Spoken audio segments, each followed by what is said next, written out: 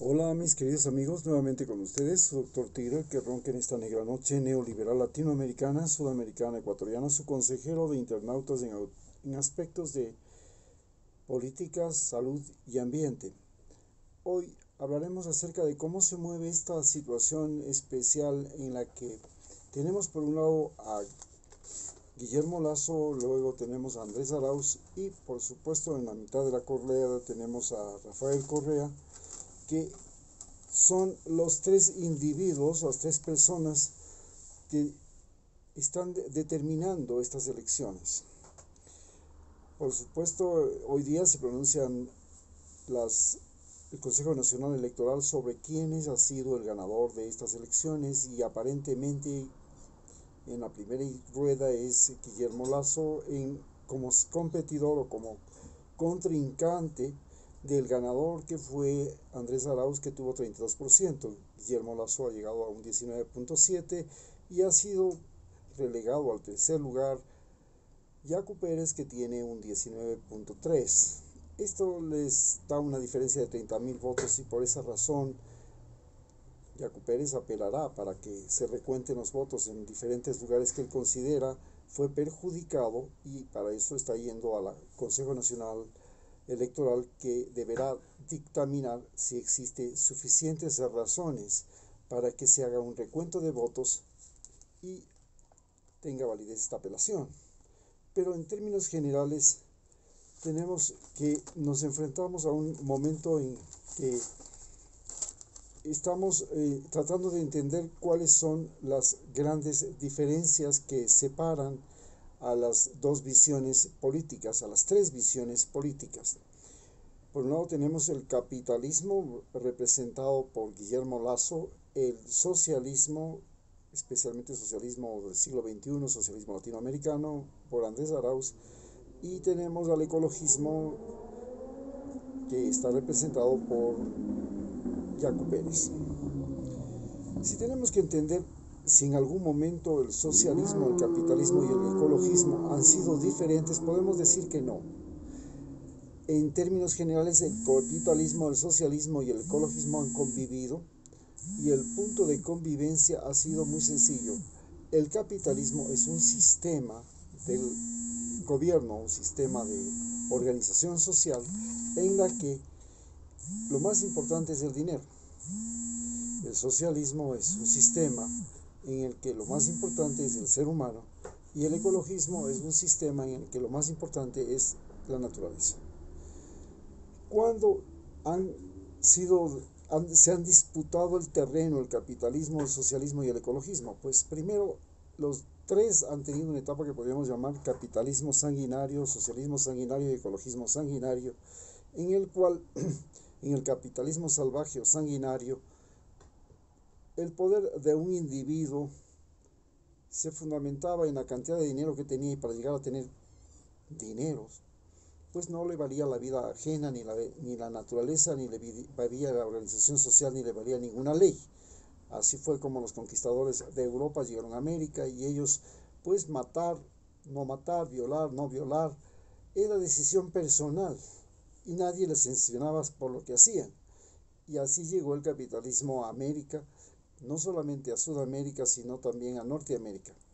Recordemos que los españoles eran locos, enceguecidos por el, por el dinero, y los colonos norteamericanos eran locos, enceguecidos en un primer momento por las tierras, por la tierra, porque eso es lo que no tenían allá en Europa. Pero del capitalismo este individual y salvaje también les siguió el capitalismo, el socialismo, es decir, al mismo tiempo que estaba apareciendo el capitalismo salvaje, llegó el socialismo, y el socialismo básicamente quiere decir la ley. Se comenzó a imponer ciertas leyes para controlar esta voracidad. Claro, las primeras leyes fueron de carácter religioso. Llegó la Iglesia Católica, la Santa Inquisición. En Sudamérica y en el Norteamérica llegaron pues las iglesias evangélicas, las iglesias cristianas que se llaman ahora, y ellas pusieron leyes para regular las relaciones entre los individuos y que se respetara la vida ajena, la propiedad ajena, se respetara inclusive a la naturaleza, y esto puso pues, dio origen a un socialismo, este socialismo religioso, que fue el comienzo de todo. Pero las religiones, recordemos que la Iglesia Católica terminó convirtiéndose en el mayor terrateniente en América Latina, y que era también el mayor explotador en los obrajes y el mayor explotador en las minas, el mayor comerciante de todos. Y se transformó de socialismo, que era lo que proponía él, un socialismo religioso en el que la Iglesia se preocupaba por sobre todo de los más pobres. Recordemos que en la Biblia decía que era más fácil que un camello cruzara por el agujero de una aguja a que un rico llegara al cielo. Y esto era el fundamento de la religión, en la que se suponía la religión protegía a los más débiles, como los indígenas, y trataba de impedir que los capitalistas ricos, blancos, recién llegados del continente europeo, hicieran de las suyas. Y así pasó durante 300 años que duraba la colonia, y en ese tiempo pues el ecologismo también estaba presente, y el ecologismo se presentaba primero como una religión propia de los indígenas, en la que adoraban al sol, adoraban a la luna, adoraban a las montañas, a los ríos, a las cascadas, lo que se llamaba naturalismo religioso. Y este naturalismo religioso, a su vez, fue impulsado o manejaba y fue creado fundamentalmente por las denominadas catástrofes naturales, que en el continente americano han estado presentes desde épocas inmemoriales, desde el mismo periodo de la glaciación, el fin de los dinosaurios, de la llegada del cometa que destruyó la vida de los dinosaurios, y desde ese momento pues la naturaleza se convirtió en el ente de adoración de los indígenas. En cambio, el socialismo considera, como nosotros sabemos, al ser humano lo más importante, y la religión que trajeron los europeos se centraba en la adoración al ser humano. El ser humano estaba representado en Cristo, en Dios, donde la figura humana era a la que se le rendía culto. En el caso de los indígenas precolombinos no había una figura humana a la que se le rendía culto. Se le rendía culto al trueno, se le rendía culto a la lluvia, se le rendía culto al viento, al sol, a la luna, a los árboles, a las montañas, a la naturaleza. Bueno, después de este capitalismo individual que nosotros lo vimos y lo llegamos a sostener aquí, pasamos a un capitalismo comercial, que llega básicamente cuando ya viene la independencia de América. Inglaterra se desarrolla como el imperio comercial más poderoso del mundo, patrocina la independencia latinoamericana, no solamente con armas, sino que también con ejércitos, apoya con soldados a la independencia de América Latina y de Estados Unidos, tras de ser derrotado por los norteamericanos. Entonces él trata de apropiarse de las colonias españolas tras derrotarle a Napoleón en Waterloo, y como España era aliada de Francia en ese momento, pues trata de apropiarse no solamente de las colonias francesas, sino también de las colonias españolas en América. Y para eso desarrolla lo que se llama el capitalismo comercial. El capitalismo comercial se fundamenta básicamente en el transporte naviero, y ya lo comenzaron los españoles, pero los españoles tenían un sistema monopólico, no podían permitir que existan competencia en los puertos, pero los ingleses logran entrar, y luego comienza una serie de fenómenos que se suceden en toda América y que tiene origen en lo que denominamos nosotros la antropogénesis. ¿Qué es la antropogénesis? La antropogénesis es cuando los seres humanos comienzan a transportar especies de un lado a otro y cambiar la naturaleza de los continentes. Así pues llegó el caballo, la vaca, la gallina, el trigo, entre otros, y en cambio desde América se fueron la papa, se fueron el maíz, se fueron algunas frutas como el banano, el coco, y pues América Latina se convirtió en la gran plantación de caña de azúcar. En primer momento de España se convirtió en el mayor exportador de oro, plata y caña de azúcar, de azúcar y de alcohol derivado del azúcar, y A partir de ese momento llega el desarrollo del Imperio Británico. El Imperio Británico, con sus navegantes, logra llegar a tener colonias en todos los continentes, a ocupar el 75% de la superficie terrestre y a comercializar entre las colonias inglesas. Se fundamentaba en el desarrollo del transporte, que empezó primero siendo el transporte transoceánico naviero, y luego todos sabemos que Inglaterra desarrolló el tren y las colonias se llenaron del tren como principal medio de movilidad. En este desarrollo de la movilidad humana es donde se desarrolla fundamentalmente lo que se llama el capitalismo comercial, y donde el dinero se convierte en lo más importante del mundo. Ya no es solamente los bienes, ya no es el oro en sí, es el oro convertido en dinero. Y el dinero es una fijación del precio que tiene un producto en un lugar y en otro lugar.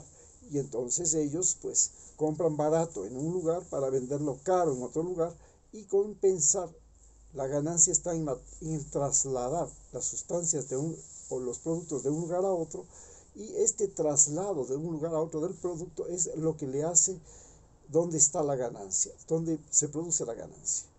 Y entonces esto explica por qué el Imperio Británico se fundamenta en el transporte y nace lo que se llama el capitalismo comercial. Pero al mismo tiempo, dentro de la sociedad se desarrolla un socialismo que se llama el socialismo de mercado. ¿Qué es el socialismo de mercado? Que hay países que dicen esto se vende y esto no se vende, esto se compra y esto no se compra, este puerto funciona y este puerto no funciona, aquí ustedes pueden llegar y aquí ustedes no pueden llegar.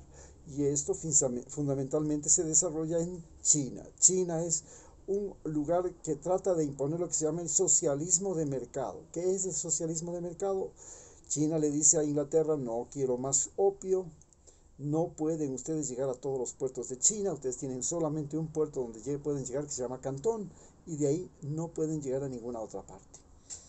Esto les molesta a los ingleses, se hace una guerra entre China e Inglaterra. En realidad no es entre China e Inglaterra, es entre China y la Casa de Comercio de las Indias, la Casa Comercial Británica de las Indias, que tenía un ejército de 120.000 hombres y que tenía además las naves más poderosas, las embarcaciones más poderosas artilladas, porque las embarcaciones más grandes de comercio las tenía España.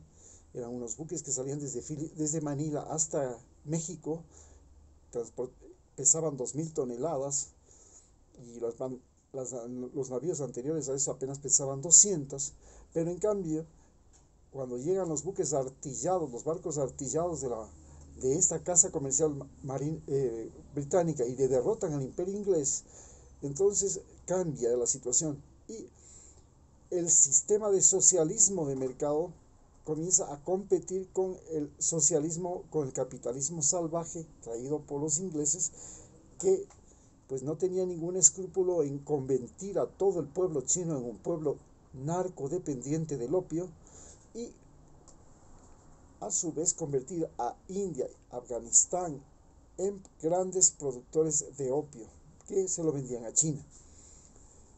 Así entra una competencia entre lo que podríamos llamar el socialismo de mercado, que quería imponer China, y el capitalismo de mercado que quería imponer Inglaterra. Pero frente a esta situación también sucede lo que podríamos llamar el fenómeno migratorio. Entonces, cuando se comienza a producir el fenómeno migratorio, también se crea lo que se llama el ecologismo. Las catástrofes naturales generan migración. Esta migración se sucede porque en Europa pues hay una gran crisis alimentaria debido a una peste que llega a la papa, por ejemplo, en Irlanda, y se produce una gran crisis migratoria de Irlanda a América, y a su vez hay crisis migratorias generadas por catástrofes naturales desde otras partes del planeta hacia América, y de América hacia otras partes del mismo continente, generando un fenómeno ecológico que se llama el capitalismo, el ecologismo migratorio. Este ecologismo migratorio sigue hasta ahora, y todos lo vemos. Las crisis ambientales que se producen en Centroamérica son el principal origen del foco migratorio que sale desde Centroamérica hacia Estados Unidos y continúa hasta el presente. Pero luego de esto viene lo denominado capitalismo industrial. El capitalismo industrial comienza a desarrollarse fundamentalmente en Inglaterra, pero de ahí pasa a Estados Unidos y pues tiene su boom, su apogeo con la Primera Guerra Mundial y luego con la Segunda Guerra Mundial, y el capitalismo industrial se impone. Y justamente el capitalismo industrial se impone porque la guerra se convierte en la clave del desarrollo del capitalismo industrial, la guerra industrial. Las primeras guerras industriales, como todos recordaremos, es la guerra de secesión norteamericana, luego sigue la Primera Guerra Mundial, luego sigue, y en el trayecto de la Primera Guerra Mundial viene la Revolución Rusa, a la Revolución Rusa sigue la Segunda Guerra Mundial, y después hemos tenido guerras industriales hasta la presente fecha, en la que estamos en una guerra industrial entre los países árabes como Irak, Afganistán, Irán, contra Estados Unidos, que están librándose ya de estas últimas guerras que hemos visto y hemos presenciado en mi generación. Pero luego vino el capitalismo tecnológico, que es el mismo capitalismo que también comienza a organizarse que se diferencia del capitalismo industrial, porque el capitalismo científico-tecnológico es un capitalismo que se fundamenta no en la producción industrial dentro de un país industrializado, sino se fundamenta en la producción industrial en cualquier parte del mundo a partir de patentes. Es decir, el derecho de patente se convierte en algo más importante que la fábrica. Y así tenemos que pues McDonald's abre sucursales en toda parte del mundo, Pizza Hut también, y luego las fábricas, comienzan a haber fábricas de Volkswagen en Brasil, tenemos fábricas de Mercedes-Benz, especialmente de autobuses en Brasil, tenemos las fábricas que se abren en México, tenemos fábricas norteamericanas que se abren en China, como la de Apple, tenemos Apple, tenemos también fábricas de muchas fábricas como las de los zapatos Adidas, que también se abren en China, y aparece lo que se llama el capitalismo científico-técnico, que es un capitalismo que lo que hace es fundamentalmente crear conocimientos, crear producción, producir, sin un país de origen de las producciones, sino básicamente por patente. Y eso no solamente se produce en el asunto, sino que, por ejemplo, en las películas norteamericanas ya no deciden producirse solo en Hollywood, comienzan a producirse películas norteamericanas, pero en cualquier parte del mundo. Ya tenemos a Netflix en este momento produciendo películas que son manejadas por Netflix, que es una empresa norteamericana, pero que se producen en todas partes del mundo. Y así tenemos que cambia este capitalismo industrial en que cada país quería tener su industria y desarrollar su industria y ser poderoso por su industria, a un capitalismo que se llama transnacional, donde lo más importante es la patente y no importa dónde producir, es más, se produce una migración de las industrias contaminantes como el acero, como las industrias contaminantes de la construcción hacia el mundo entero. Pero luego viene el fenómeno de que mientras se desarrolla este capitalismo científico-tecnológico, también aparece lo que se llaman la construcción socialista de los Estado-países. Entonces comienza a desmoronarse los imperios. Se desmorona primero el imperio otomano, luego se va desmoronando el imperio alemán, luego se desmorona el imperio ruso, se va desmoronando el imperio austrohúngaro, se desmorona el imperio francés, se desmorona el imperio belga, se desmorona el imperio holandés, se desmorona todos los imperios y queda solo un imperio, o dos imperios que quedan al frente de todos. El uno es el imperio de la Unión Soviética y el otro es el imperio norteamericano. El imperio de la Unión Soviética es un imperio porque tiene bases militares fuera de su territorio y controla países como todos los países de Europa del Este y algunos que eran parte de la Unión Soviética como Uzbekistán, Kazajstán, Ucrania, etc. Georgia, Abjasia, Armenia. En cambio, Estados Unidos tiene también un control y se produce un fenómeno muy curioso. Estados Unidos es un país que llega a Europa y libera a Europa del nazismo, pero además se convierte en el que empuja el desarrollo de Europa. Llega a Japón, hace lo mismo, libera a Japón del totalitarismo y crea un Japón diferente, que conserva el emperador, pero ya no es una monarquía parlamentaria, y entonces adopta la misma escuela de Europa, las monarquías parlamentarias, y crea también un control sobre Corea.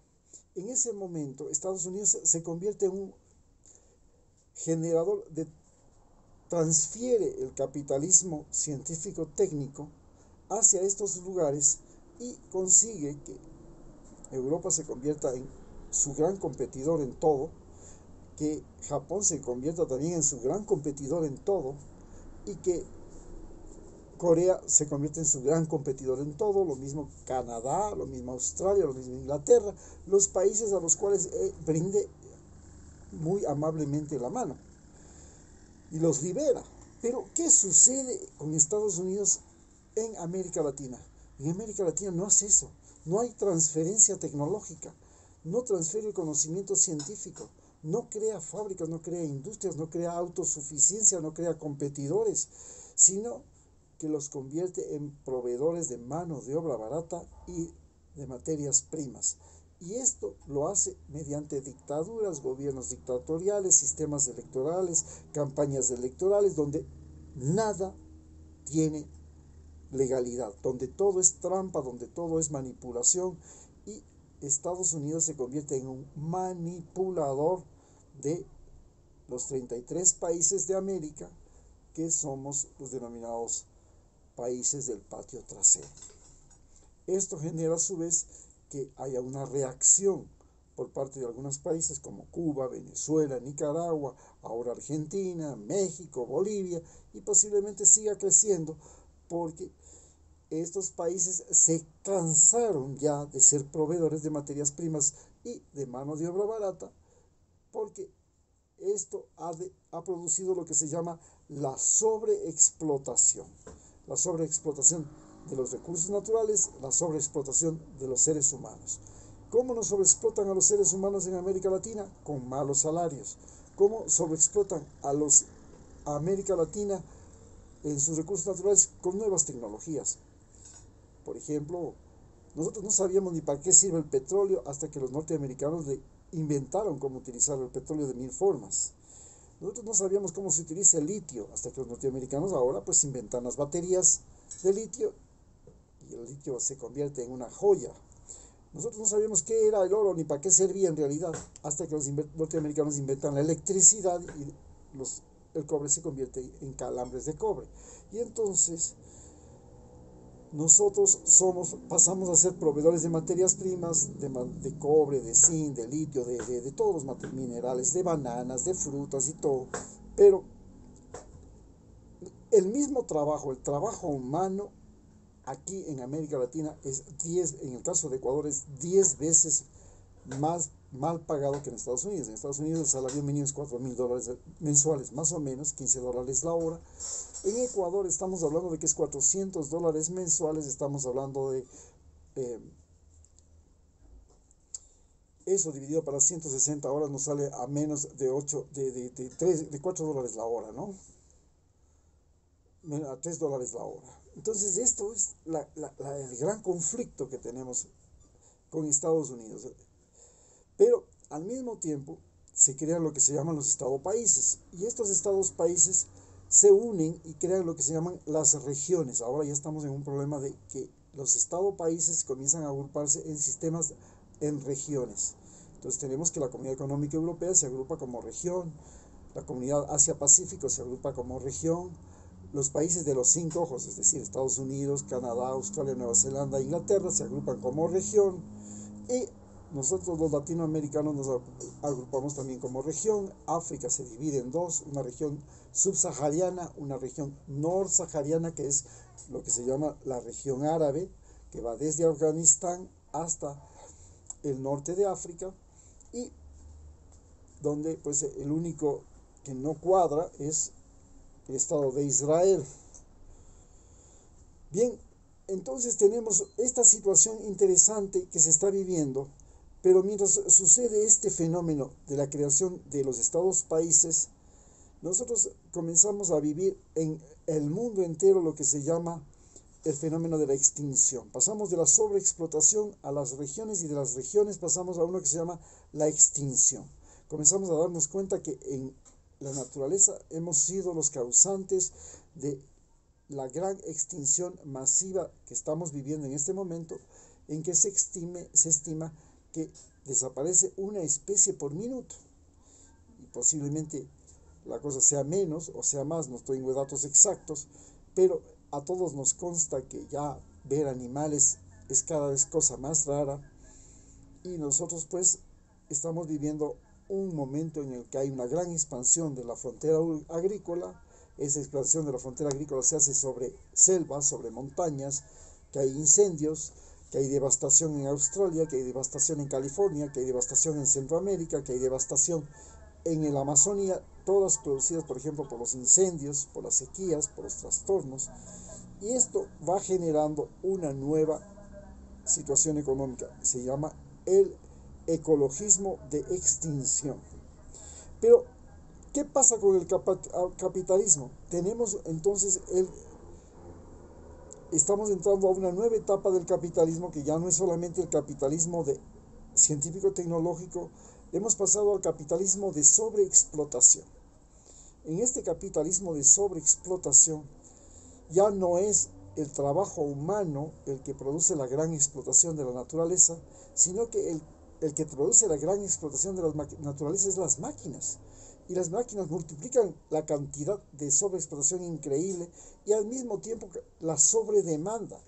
Si la gente comienza a tener necesidades innecesarias, se multiplican las necesidades innecesarias, comienza a aparecer una nueva que se llama la economía circular, en la que los países y las empresas tienen que pensar en cómo producen una cosa y cómo hacen que esa cosa no termine siendo plásticos que contaminan, no terminen siendo pesticidas, no terminen siendo trastornos genéticos, no terminen siendo cáncer, no terminen siendo contaminación atmosférica, no terminen siendo todo lo que estamos viviendo que se llama agotamiento, la economía de agotamiento. Es decir, el capitalismo está llegando a lo que se llama la economía de agotamiento. De la sobreexplotación pasamos a la economía de agotamiento. Y en esta economía de agotamiento, ¿qué es lo que vemos? Vemos que, bueno, ya comienzan a faltar, pues, alimentos, comienzan a faltar el agua especialmente, comienza a faltar la fertilidad del suelo, comienza a faltar la vida marina, ya no hay abundancia de peces, comienza a faltar minerales y comenzamos a vivir esta economía de agotamiento que es el capitalismo que estamos viviendo en este momento en el mundo. Mientras tanto que en el socialismo se está hablando de el socialismo de redistribución. ¿Qué es este socialismo de redistribución? Es el socialismo en el cual pues se dice, no, hay que no podemos seguir haciendo lo que estamos haciendo. Entonces vienen, por ejemplo, en la pandemia, no es posible que el 75% de las vacunas estén en manos de 10 países. No podemos pensar que una epidemia que se origina en cualquier país del mundo no va a pasar a otro, y entonces esto hace necesario que la redistribución de las vacunas sea importante, de tal manera que todos se puedan vacunar al mismo tiempo, de tal manera que no suceda que, claro, vacunamos por aquí, pero no vacunamos por allá, y entonces se crea una cepa resistente porque no logramos enfrentar a tiempo al virus que está mutando. Y bueno, si antes el virus vino de Wuhan, el próximo virus vendrá de donde no se vacunó a tiempo y no se vacunó a toda la población. Evidentemente eso no va a pasar. Y entonces se crea esto que se llama el socialismo de redistribución, que es el que estamos viviendo y es el que propone Andrés Arauz. En tanto, el capitalismo de agotamiento es el que propone Guillermo Lasso. ¿Y qué es lo que pasa con el ecologismo? El ecologismo, por ejemplo, pues se enfrenta ahora al denominado cambio climático, que es, por supuesto, una alarma porque ciudades enteras van a desaparecer. Estamos hablando de Miami, que va a desaparecer, va a desaparecer Guayaquil, por lo menos la parte baja de Guayaquil, va a desaparecer Manta, la parte baja de Manta va a desaparecer Atacames, ese sí desaparece completamente, va a desaparecer Tonsupa, ese desaparece completamente.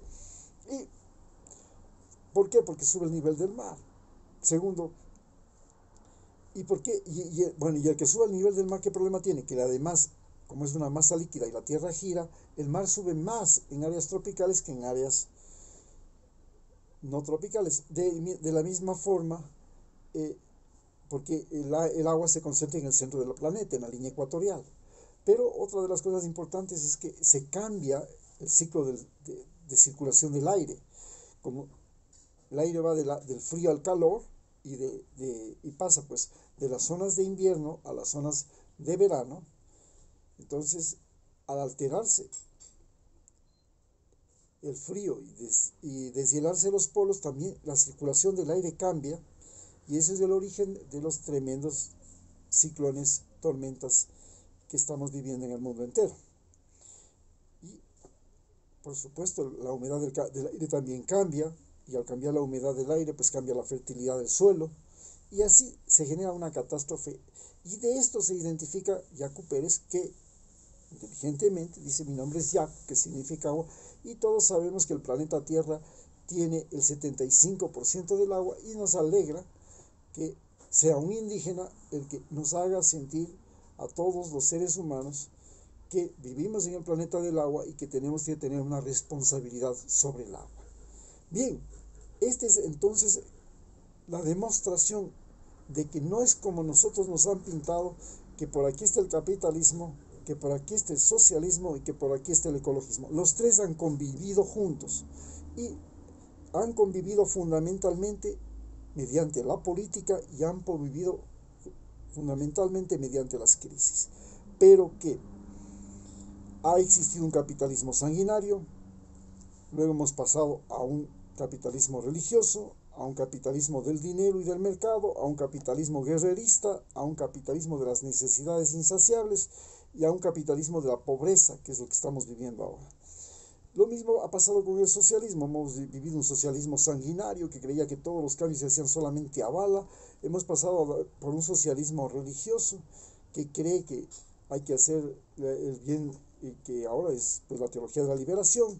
Tenemos un capitalismo, un socialismo capitalista que cree que el dinero debe hacerse, lo único que se tiene que hacer es redistribución de la riqueza. Un socialismo guerrerista que cree que es necesario independizar a todos los países del mundo y utilizar la guerra para eso. Un socialismo que multiplica las necesidades. ¿Cómo es eso? Claro, educa a la población, le da salud, le da agua, le da esto, pero al mismo tiempo le está multiplicando las necesidades de la población.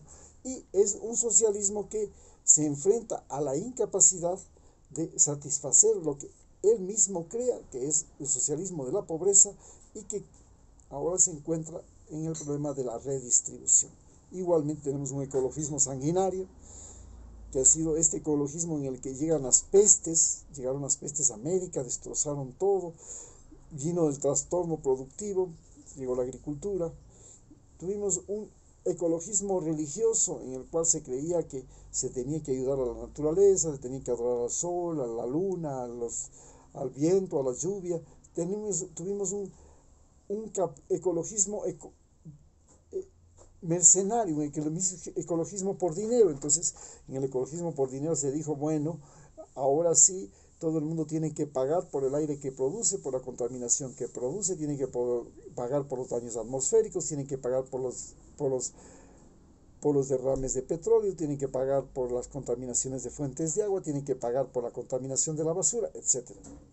Luego tenemos el ecologismo guerrerista que estamos viviendo ahora, que es el ecologismo en el cual se quiere decir: bueno, vamos a proteger la naturaleza, pero para proteger la naturaleza tenemos que impedir que vengan otras personas, otras empresas, otros países a invadirnos con especies, con cosas. Y se vive el ecologismo guerrerista en Australia, donde no se permite ni la llegada de alimentos, ni de especies, ni de personas, ni de nada. Se vive el el ecologismo de mercado. Entonces el mercado se dice, no, pues tenemos que vender productos orgánicos, tenemos que evitar productos contaminantes, tenemos que reciclar la basura, tenemos que reciclar todo, tenemos que reducir el consumo, tenemos que esto, otro, esto.